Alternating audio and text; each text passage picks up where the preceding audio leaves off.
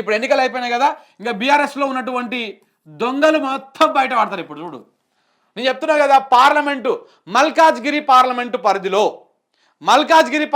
పరిధిలో 200% 3 టికెట్లు, 3 లేదా 4 టికెట్లు వెళ్ళిపోతాయి. 3 లేదా 4 టికెట్లు వెళ్ళిపోతాయి. దాంట్లో పేర్లు చెప్పాల్సిన అవసరం లేదు. ఇక రేపు పోతా ఉంటే మనం చూస్తూ ఉంటాం. ఒక 3 లేదా 4 ఎమ్మెల్యేలు పార్టీలు దుంకేటువంటి అవకాశం అద్భుతంగా కనపడతా ఉంది. సికింద్రాబాదు పార్లమెంట్ పరిధిలో కూడా ఒకరిద్దరు పార్టీ మారేటువంటి అవకాశాలు కనపడతాయి. చాలా చోట్ల ఇంకా ఈ బ్యాచ్ మొత్తం, అంటే దోసుకొని తినడానికి అలవాటు పడ్డటువంటి బ్యాచ్ మొత్తం కూడా ఇప్పుడు పార్టీని వదిలేసి వెళ్ళిపోతూ ఉంటారు. అన్ని రోజులేమో ప్రభుత్వం బీఆర్ఎస్ ఉన్నప్పుడు కేసీఆర్ దగ్గర పోయి వీళ్ళ దోపిడీలు, వీళ్ళ అక్రమాలు, వీళ్ళ దుర్మార్గాలు ఏవి కనపడకుండా ఒక కోటరీ ఏర్పాటు చేసుకొని దాన్ని కప్పిపుచ్చుకుంటూ వచ్చారు. ఇప్పుడు ఆ దుర్మార్గాలు అవన్నీ మళ్ళీ కొనసాగాలి. అవే దందాలు, అవే కబ్జాల ఎమ్మెల్యేలు చాలామంది ఉన్నారు ఇదే మల్కాజ్గిరి పరిధిలో. సో ఈ కబ్జాల ఎమ్మెల్యేల భాగవతం మొత్తం బయటపడకుండా ఉండాలనుకుంటే వీళ్ళు ఇప్పుడు బీజేపీలకు కాంగ్రెస్లకు దుంకాలి. ఎక్కడ దుంకాలి, ఏ విధంగా దుంకాలి, ఎట్లా దుంకాలి ఏందనడానికి ప్లాన్ చేసుకుంటారు. ఏది మల్కాజ్గిరి పరిధిలో ఒక 3 లేదా 4 పీకేటువంటి అవకాశం ఉంది. సికింద్రాబాద్ పరిధిలో కూడా ఇంకా 1 లేదా 2 పోయేటువంటి అవకాశాలు కనపడతా ఉన్నాయి. ఇక పోతారు అంటే పోంగా మిగిలినటువంటి వాళ్ళే అసలైనటువంటి బీఆర్ఎస్ నాయకులు, అసలైనటువంటి ఏమంటారు నికార్స్ అయినటువంటి తెలంగాణ అనేటువంటి నినాదం మీద ఉద్యమం నుంచి పుట్టినటువంటి వాళ్ళు మాత్రమే కాస్త నికార్స్గా ఉన్నటువంటి అవకాశం ఉంది. మోస్ట్లీ ఇప్పుడు అంతా కూడా వాషౌట్ అయ్యేటువంటి అవకాశం వచ్చింది. ఇది కూడా ఒక ఇంతకు బీఆర్ఎస్కి మంచి పరిణామమే, ఏం కాదు. ఎందుకంటే ఇది ఎంత ఎప్పటికైనా అవకాశవాద రాజకీయాలు చేసేటోడు ఎవడైనా కానీ పోయినాకనే మిగిలిన వాళ్ళ నుంచే మీరు నాయకత్వ లక్షణాలను పెంపొందించండి, మిగిలిన వాళ్ళని మీరు లీడర్లుగా తయారు చేయండి. చాలామంది ఉన్నారు, ఎంతోమంది సిద్ధాంతాన్ని నమ్ముకొని పార్టీల్లో సంవత్సరాల తరబడి మీరు ప్రభుత్వంలో ఉన్నప్పుడు కూడా వాళ్ళు మీకు కనపడకుండా చాలామంది ఉన్నారు. వాళ్ళందరినీ పిక్ చేసుకొని ఎస్సీ ఎస్టీ బీసీలను ప్రధానంగా ఇలా బీఆర్ఎస్ పార్టీ ఓడిపోయిందంటే రెడ్డి సామాజిక వర్గము చాలా దెబ్బేసింది గట్టిగా. ఇది ఓపెన్ సీక్రెట్. ఈ రెడ్డి సామాజిక వర్గం చాలా అద్భుతమైనటువంటి దెబ్బేసింది. కావాల్సుకొని ఈ రావులు అనేటోళ్ళు ఉండొద్దు అధికారంలో అని అనుకొని రెడ్లు మొత్తం ఏకమై రావులను దింపేసారు. కానీ ఇప్పటికైనా బీఆర్ఎస్ పార్టీ అర్థం చేసుకోవాల్సింది ఏంటంటే ఎస్సీ ఎస్టీ బీసీలలో నాయకత్వ లక్షణాలు చాలా ఉంటాయి. అందులో కూడా ఎదగడానికి చాలా ప్రయత్నాలు చేస్తుంటారు. పార్టీ అండలేకనో లేదనుకుంటే పార్టీ వాళ్ళకి ఆర్థికంగా లేకపోవడం వలనో, ఒక ప్రోత్సాహం లేకపోవడం వలనో చాలామంది బిడ్డలు ఏదో ఎప్పటి నుంచో ఉద్యమ కాలం నుంచి పట్టుకొని అలాగనే ఉన్నారు. కాబట్టి ఈ ఎస్సీ ఎస్టీ బిడ్డలను, ఎస్సీ ఎస్టీ బీసీ మైనార్టీలను మీరు కనుక దగ్గర చేసుకొని అందులో వాళ్ళలో నాయకత్వ లక్షణాలు పెంపొందిస్తే 100% రానున్న మళ్ళొక 10-15 సంవత్సరాలు ఈ పార్టీకి బీఆర్ఎస్ పార్టీకి అవకాశాలు ఉంటాయి. ఎక్కడైతే ఏ విధంగా అయితే మనం నష్టపోయాం దాన్ని బేరు చేసుకొని మళ్ళీ అదే రొడ్డపోకట్లు పోద్దు. నేను మొన్న పార్లమెంట్ ఎన్నికల్లో కూడా 1-2 అబ్జర్వ్ చేసినాం.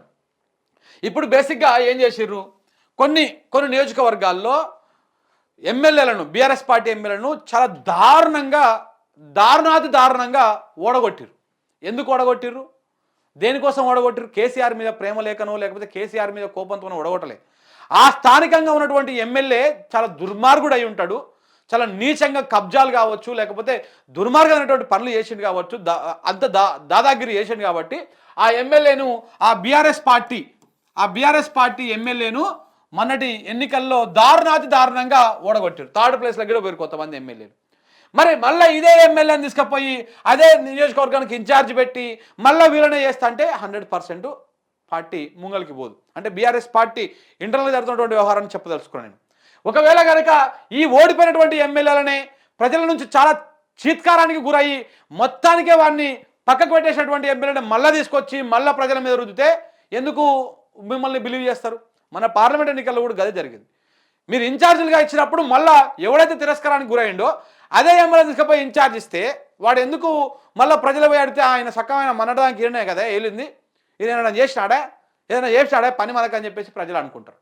మళ్ళీ వానికి వేయడం వల్ల ఏమవుతుంది, మొత్తానికే మళ్ళీ అది వాయ ఇది వాయ ఉన్నది వాయ ఉంచుకున్నది వాయ అన్నీ కారణం. ఇవాళ మొత్తం కారణము ఈ డిఫీటెడ్ బ్యాచే. అంటే వీళ్ళు ప్రజల నుంచి తిరస్కరించబడ్డ వాళ్ళు. ఎందుకు తిరస్కరించబడ్డారు? వీళ్ళు చేసినటువంటి స్వయం కృతాపరాధము. ఇదే గనక ఈ ఎమ్మెల్యేని కనుక 20 నుంచి 30 మందిని కనుక కేసీఆర్ మార్చునుంటే ఇలా వేరే తిరుగుతుండే కథ. వీళ్ళు చాలా దారుణమైనటువంటి వ్యతిరేకత కూడగట్టుకున్నారు కాబట్టి ఇప్పుడు దేవరకొండ కాన్స్టెన్సీ ఉంది. దేవరకొండ కాన్స్టిట్యున్సీలో రవికుమార్ నాయక్ 200% ఫెయిల్యూర్ క్యాండిడేట్. ఆయనకు తప్ప ఎవరికి ఇచ్చినా గెలిచే సీట్ అది. నిజంగా చెప్తున్నా కదా, ఆయనకు తప్ప ఎవరికి ఇచ్చినా గెలిచే సీటు. ఈమె మునుగోడు ప్రాంతం ఉంది. మునుగోడులో కూసుకుట్ల కూడా ఫెయిల్యూర్ క్యాండిడేట్, 200% ఫెయిల్యూర్ క్యాండిడేట్. కానీ ఇంకా అదే కూసుకుట్లను పట్టుకొని బీఆర్ఎస్ పార్టీ ఏలాడుతూ ఉంటుంది. దేనికి? ఇంకా ఆయనకు మించినటువంటి నాయకులు లేరా? ఉద్యమ నాయకుడు కావచ్చు, ఓ టైంలో ఆయన నడుస్తుంది, ఓ టైంలో నడవనప్పుడు ఆయన తీసి పక్కన పెట్టి పార్టీ కోసం ఎవరినో కొత్త తరాన్నో లేకపోతే ఇంకా ఎప్పటి నుంచో ఉన్నటువంటి వాళ్ళనో ఇంకా యువకులను ఎంకరేజ్ చేయాల్సినటువంటి అవసరం ఉంటుంది. అటు దేవరకొండ కానీ, ఇటు మునుగోడు కానీ, ఇటు మిగతా ప్రాంతాల్లో కానీ ఎక్కడైతే ఓటమికి ఘోరంగా గురయ్యారు. నల్గొండలో అన్న తమ్ముడేమో నల్గొండలో ఓడిపోయి, అన్నకేమి ఇస్తే ఆడ 3వ ప్లేస్కో 4వ ప్లేస్కో వాడిపోయి. ఎందుకు ఇంత దారుణమైన పరిస్థితులు వస్తున్నాయి? ఎందుకు అంటే ఈ రకమైనటువంటి కథ. వాళ్ళు గెలిచినాక కింద క్యాడర్ని పట్టించుకోకపోవడము, ప్రజలను పట్టించుకోకపోవడము, పైకెళ్ళి ప్రజల భూములను కబ్జాలు పెట్టడము, దారుణాలు చేయడము, ఇట్లాంటివి చేసి అది మొత్తానికి పార్టీకి అంటగట్టడము, ఇది మొత్తం కలిసిపోయి కేసీఆర్ మీద వాడడం, ఇదంతా జరిగినటువంటి వ్యవహారం. సో కాబట్టి ఇవి కనుక సరి చేసుకొని పోతే అప్పటికి ఏ ప్రాబ్లం ఉండదు. మళ్ళా బీఆర్ఎస్ పార్టీ లేకపోతే ఆ నాయకులు అధినాయకులు మళ్ళీ ఇదే ఓడిపోయినటువంటి బ్యాచ్ భూపాల్ రెడ్డికి మళ్ళీ అదే నల్గొండ ఇన్ఛార్జ్ ఇచ్చి, కూసుకుట్ల ప్రభాకర్ రెడ్డికి మళ్ళీ అదే మునుగోడు ఇచ్చి, అదే రవికుమార్కి మళ్ళీ దేవరకొండ ఇచ్చి, మీరు జీవితంలో కూడా వాళ్ళు గెలవరు, వాళ్ళతో కానిపరాదు. వాడు రూపాయి తీసి పెట్టాడు. ఏదైనా పార్టీ ఫండ్ పంపించి మీరు ఎన్నికల కోసం ఫైట్ చేయాలంటే అల్లకెళ్ళే సగం మిలిగించుకొని జేబులు వేసుకునే బ్యాచ్ ఇదంతా. సో కాబట్టి 100% వీళ్ళని మార్చుకోవాల్సినటువంటి బాధ్యత వాళ్ళ మీద ఉంది. ఓడిపోయినటువంటి బ్యాచ్ని పక్కన పెట్టండి, తప్పలేదు. వాళ్ళ కింద లేకపోతే చాలా కొత్త రక్తం, యువ రక్తం చాలా ఉన్నది. తెలంగాణ సోయినటువంటి బిడ్డలు చాలామంది ఉన్నారు, వాళ్ళని తీసుకోండి. వీళ్ళకు వేరే పార్టీలో గౌరవప్రదమైనటువంటి పోస్టులు ఇవ్వండి. పార్టీ మొత్తం వాళ్ళని విస్మరించాల్సిన అవసరం లేదు. పార్టీలో వాళ్ళకు వేరే పోస్టులు ఇవ్వండి, వేరే బాధ్యతలు ఇవ్వండి. వాళ్ళు ఎంతసేపు ఉన్నా నేను చెప్తున్నా కదా, ఈ కొన్ని నియోజకవర్గం నేను నాకు ఐడియా ఉన్నాయే చెప్తున్నా, మా ప్రాంతం కాబట్టి. వీళ్ళు ఎంతసేపు ఉన్న ఎన్నికలప్పుడు మాత్రమే కనపడతారు, కార్యకర్తలకు కానీ నాయకులకు కానీ. ఎన్నికలు అయిపోయినాక ఒక్కడు కూడా కనపడాడు. ఎవరిని కూడా కలిసాము. ఫోన్ చేస్తే ఏముంది, ఓడిపోతుంది కదా మనం, ఏముంది ఇంకా మన చేతిలో ఉంటుంది. మరి మన చేతిలో ఉంటుంది, నువ్వెందుకు మరిగా మన చేతిలో ఏముంటుంది అండి? నీ కార్యకర్తకో నిన్ను నమ్ముకున్నటువంటి ప్రజలకో ఇబ్బంది పడేప్పుడు పోవాలి, ముంగలు నిలబడాలి, కొట్లాడాలి. ఆ పోలీసులతోటో ఆంతోటో ఇంతోటో మాట్లాడాలి. ప్రజలు గదే కోరుకుంటారు. నీ ఆస్తులేమో నువ్వు సంపాదించిన 1000 కోట్లకి వెళ్ళి 100 రూపాయలు ఇవ్వని చెప్పేసి ఎవరు అడగరు. ప్రజలకు తిప్పలు ఏంది? పైసల కోసం ఎవరు రారు ఏ నాయకుడి దగ్గరికి. ఏమొస్తారు? సార్ మాకు ఈ భూమి పంచాయతీ వచ్చింది పక్క గెట్టంతో, వాడు పోయి కేసు పెట్టిండు, ఇట్లా అవుతుంది, ఆ పోలీస్ స్టేషన్లో ఇబ్బంది పెడతా ఉన్నారు అని చెప్పేసి పోతారు. ఆ పోలీసులతోనో అంతోనో ఇంతోనో మాట్లాడి జర మనం నమ్ముకున్నటువంటి ప్రజలకు న్యాయం అయ్యేటువంటి విధంగా, లేదు కోర్టులు కేసులు అయిపోతే తెలిసిన లాయర్కి చెప్పి జర మంచి కొట్లాడు, జర మా ఓడికి ఇబ్బంది పడతామని చెప్పేటువంటి విధంగా ఈ విధమైనటువంటి సకారమే చేస్తారు. లేదా పిల్ల పెళ్లికో పిల్లగాని పెళ్లికో ఏమైనా అటు ఇటు ఇబ్బందులు కరంగా ఉంటే వచ్చి హెల్ప్ అడుగుతారు. ఇట్లాంటి చిన్న చిన్న సహాయం తప్ప నీ ఆస్తులు నీ కోటలు నీ కార్లు నీ బంగ్లాలు అని ఏ ప్రజలు కూడా, ఏ సాధారణ ప్రజలు కూడా ఏ నాయకుడి దగ్గరికి రారు. ఇట్లా అవసరాల కోసం వచ్చినటువంటి వాళ్ళని కూడా ఈ నాయకులందరూ విస్మరించారు. కాబట్టి ఈ విధమైనటువంటి ఓటమి వచ్చింది. ఇప్పటికైనా దాన్ని తిరగేసుకొని దాన్ని మొత్తం మార్చుకొని ఇప్పటికైనా కొత్త నాయకత్వాన్ని అది వేసి కింది స్థాయి నుంచి పార్టీని బిల్డ్ చేసుకుంటూ వస్తే బీఆర్ఎస్ పార్టీకి తెలంగాణలో ఫ్యూచర్ ఉంటుంది. లేకుండా మళ్ళీ ఇదే ఓడిపోయిన బ్యాచ్ని తీసుకొచ్చి మళ్ళీ ఆలమైన రుద్ది అంటే కొంతమంది చిన్న చిన్న తప్పిదాల వల్ల ఓడిపోయారు. వాళ్ళని సరి చేసుకొని ఈ విధంగా పనిచేసుకొని చెప్పాలి, కడుపులో భయం పెట్టుకొని ఎవరినైతే విస్మరించినవో, ఏ వర్గాలను అయితే విస్మరించినవో ఆ వర్గాల ప్రజలను నువ్వు మళ్ళీ దగ్గర చేర్చుకోవాలి. ఆ వర్గాల ప్రజలకు ఏమైనా ఇబ్బంది వచ్చినప్పుడు నువ్వు కొట్లాడాలనేటువంటి ప్రయత్నం వచ్చి కొంతమందిని పెట్టుకోవచ్చు. కానీ మెజారిటీగా ఓడిపోయినటువంటి వాళ్ళు మొత్తం ప్రజల నుంచి పడేటువంటి వాళ్ళే. వాళ్ళని పక్కన పెట్టి ఇంకో కొత్త తరం నాయకులను తీసుకురండి. ఇవాళ కాంగ్రెస్ పార్టీ 64 సీట్లు తెలంగాణలో గెలిస్తే ఇందులో అన్ని 40 సీట్లు కొత్త ఫేస్లే. అన్నీ మీరు చూస్తూ ఉండండి, కొత్త ముఖాలే. ఇవన్నీ 30 నుంచి 40 స్థానాలు అన్ని కొత్త ముఖాలే. ఆ కొత్త ముఖాలను చూసే వేసిరు ఓట్లు.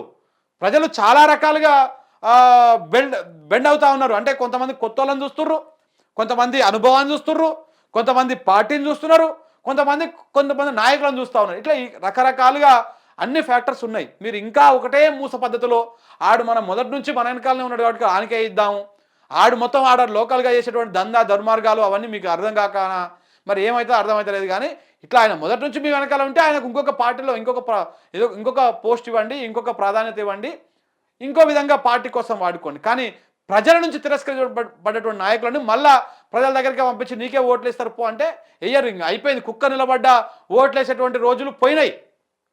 కుక్క నిలబెట్టినా ఓట్లు వేస్తారన్నటువంటి ఉంటుందిగా ఒక కథ, అది పోయింది. ఇప్పుడు నాయకులను, స్థానిక నాయకులని బిల్డ్ చేసుకోవాల్సినటువంటి అవసరం, ఆ బాధ్యత ఈ ఈ ఈ బీఆర్ఎస్ పార్టీ మీద 100% ఉంటుంది.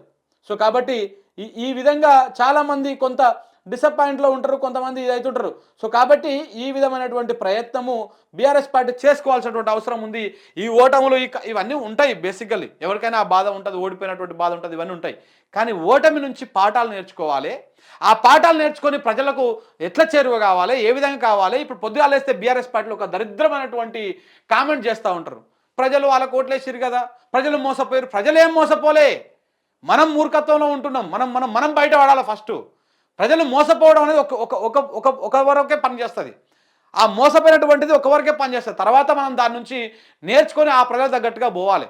సో కాబట్టి ఈ విధమైనటువంటి ప్రయత్నాలు చేసుకుంటా కాస్త మీ ఒరవడికను మార్చుకొని ఆ రకంగా చేసుకురావాలి. నేను చెప్తా ఉన్నా కదా, ఒక వర్గాన్నే మీరు నమ్ముకొని అది చేసిరు, ఇప్పుడు ఆ వర్గమే దెబ్బేసింది. సో మిగతా అణగారిన వర్గాలు ఎన్నో ఉన్నాయి. ఇప్పుడు ఆర్ఎస్ ప్రవీణ్ కుమార్ గారు బిగ్ అసెట్ బీఆర్ఎస్ పార్టీకి, నిజంగా బిగ్ అసెట్. ఒక సిద్ధాంతం మీద ఉన్నటువంటి వ్యక్తి, ఒక దాని మీద ఆయనకు సముచిత స్థానం కల్పించండి. ఆయన్ని ఒక ఒక స్టార్ క్యాంపెయినర్ లెక్క తిప్పండి, కొన్ని బాధ్యతలు అప్పచెప్పండి. ఇట్లా కొంత ప్రభావితవంతమైనటువంటి వాళ్ళని చేసి ఆ వర్గాల నుంచి నాయకత్వాన్ని బిల్డ్ చేస్తే చాలా అద్భుతమైనటువంటి ఫలితాలు ఉంటాయి. లేకపోతే ఇంకా చాలా దారుణమైనటువంటి పరిస్థితులు కూడా ఉండేటువంటి అవకాశము ఉన్నది, లేకపోలేదు.